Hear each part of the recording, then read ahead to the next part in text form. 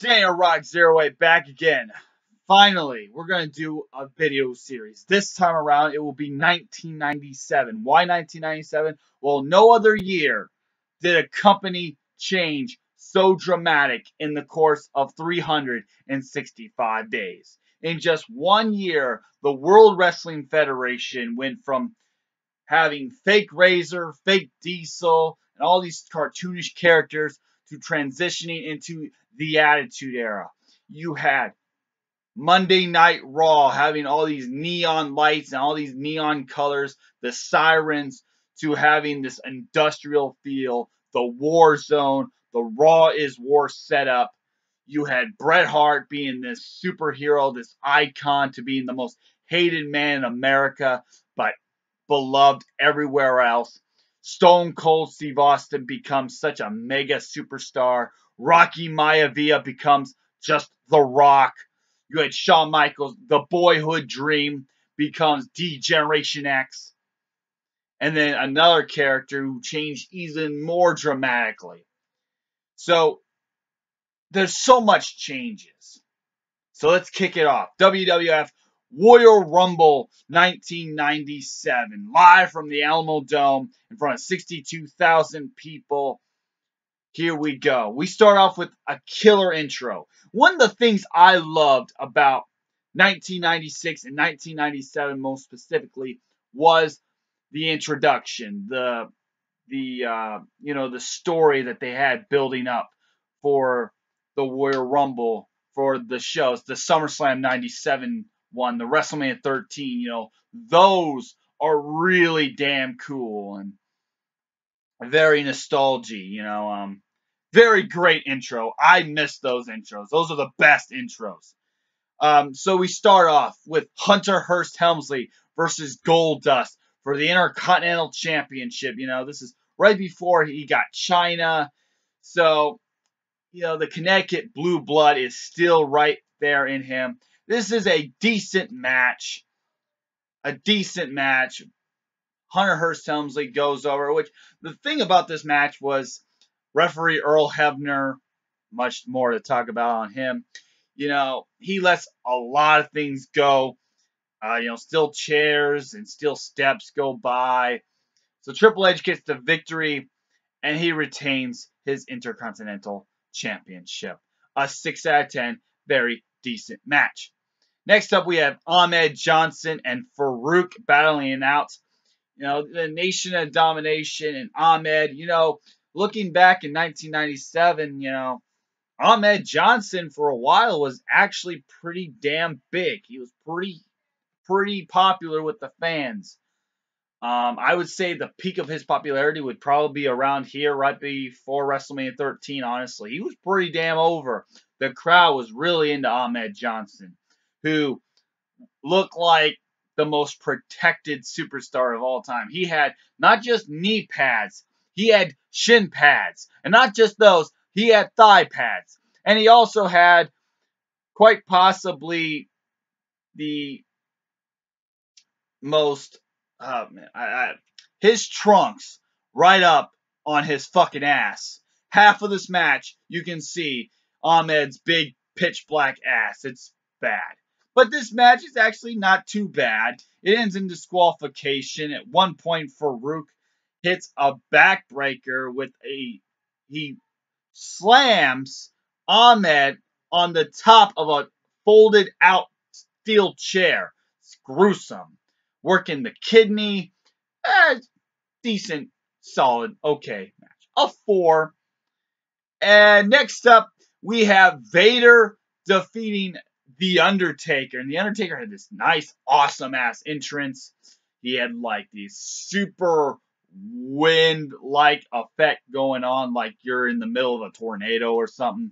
Very cool entrance he had. It's weird how you had Vader, who was this monster in 1996, and Shawn Michaels made him look like a pussy. He bitched and whined about how Vader was being stiff, and Vader was no longer in the title picture with Shawn Michaels. So while Shawn Michaels did hurt Vader quite a lot, The Undertaker actually helped Vader back and got back some more hit of his superstar power a little bit. Taker actually helped out Vader a little bit out in their nice little feud going on early 97. This match is not nearly as good as their Canadian Stampede match, but it's still a solid, decent match. A 6 out of 10. Paul Bearer and Vader joins forces, and Vader actually gets the victory over The Undertaker.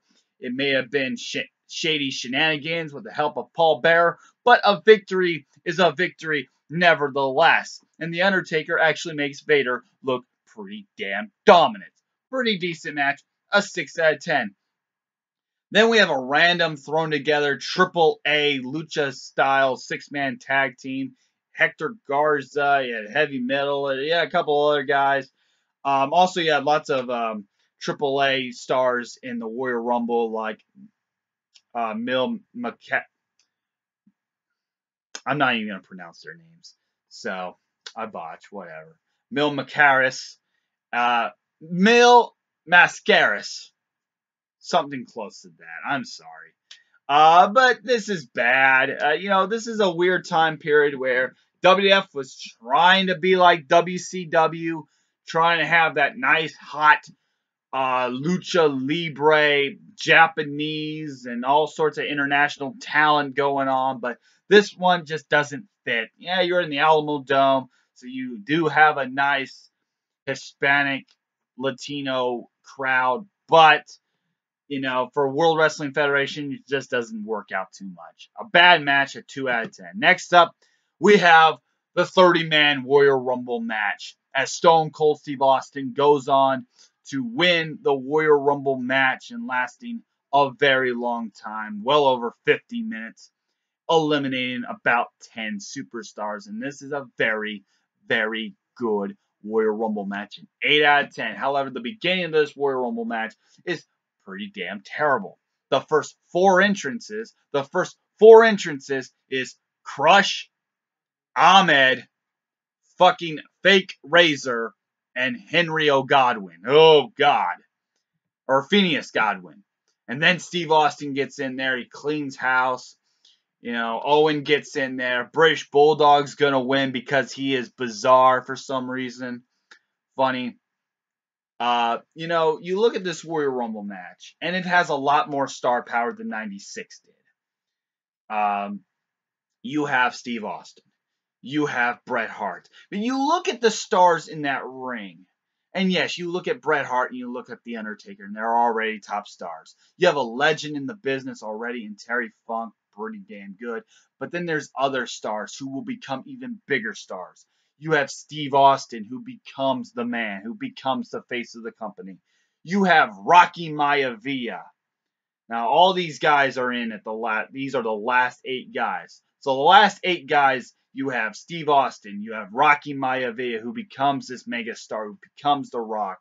You have Fake Diesel, who becomes at the end of the year Kane. Such a huge transition right there. You have Vader. You had The Undertaker. You have Bret Hart. You have Terry Funk. So and you have fucking Mankind in there, and you see that all of those guys, except maybe Vader, who is the lesser of those 8 superstars, all those guys though are Hall of Famers, and all those guys should be Hall of Famers or will be Hall of Famers, and they become major superstars. Not all of them are; they're just starting out. Rocky Maivia, he's just Rocky Maivia. Steve Austin, yeah, he has a lot of momentum right now, but he's not nearly as big as he will be by the end of the year. So you can see the changing of the guard. You still have Fake Diesel in there. But it all comes down as Bret Hart eliminates Stone Cold Steve Austin, but the referees do not see it. And Stone Cold Steve Austin then eliminates Bret the Hitman Hart and wins the Royal Rumble match. A great Royal Rumble match. Had a bad start, had a boring middle, but it was pretty solid overall towards the end, like I said, with all those superstars becoming even bigger superstars. This Royal Rumble also had quite a lot of people eliminating themselves. Ahmed eliminated himself. Farouk eliminated himself. Mil Macaris eliminated himself.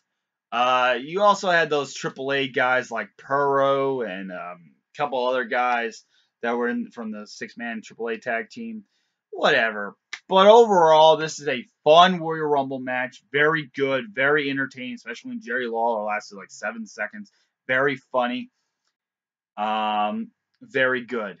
But it wasn't the main event. Why it wasn't the main event? Because this entire show was built around one man specific, and that man's name is the Heartbreak Kid, Shawn Michaels, as he went on to defeat Psycho Sid in the main event in his hometown of San Antonio, Texas. This is a good match. Not nearly as good as Survivor Series 96 match, which was a fantastic match, but still a great match nevertheless. Um, Nevertheless, a great match. I love the build up for this match. You know, like I said, the 1996 and the 1997, those introductions and those storylines, those video packages that they have, if you will, were really good. Really good. Um, Overall, a 7 out of 10. So while you did have a pretty shitty triple A 6-man tag that just didn't fit, it did hurt the show a little bit, but overall, this is a pretty good watch. I give it a 5.5 out of 10, which is kind of low, I know, but you do have an awesome Royal Rumble match. Vader Taker's pretty solid. You have Goldust, Triple H. You know, another neat fact about this show is that The Undertaker and Goldust are the only two men in Royal Rumble history to be in the Royal Rumble in 1997 and in 2017, both in the Alamo Dome. That's a nice little tidbit. But, you know, if you really want to see a huge transition, I mean, look at the stars who were in the Royal Rumble match. Like I said, Hunter Hearst Helmsley, Rocky Maivia, you had Stone Cold Steve Austin, all the fake Diesel, all these guys, they would become mega stars. They would become legends. And it's so wonderful to go back and watch a show like this and to see how that really started it out. A decent show I recommend to watch. Coming up next will be WCW Sold Out, which is not a good show by any means, even though WCW is whipping their ass. For WWF, I'll catch you next time for In Your House Final Four. Goodbye.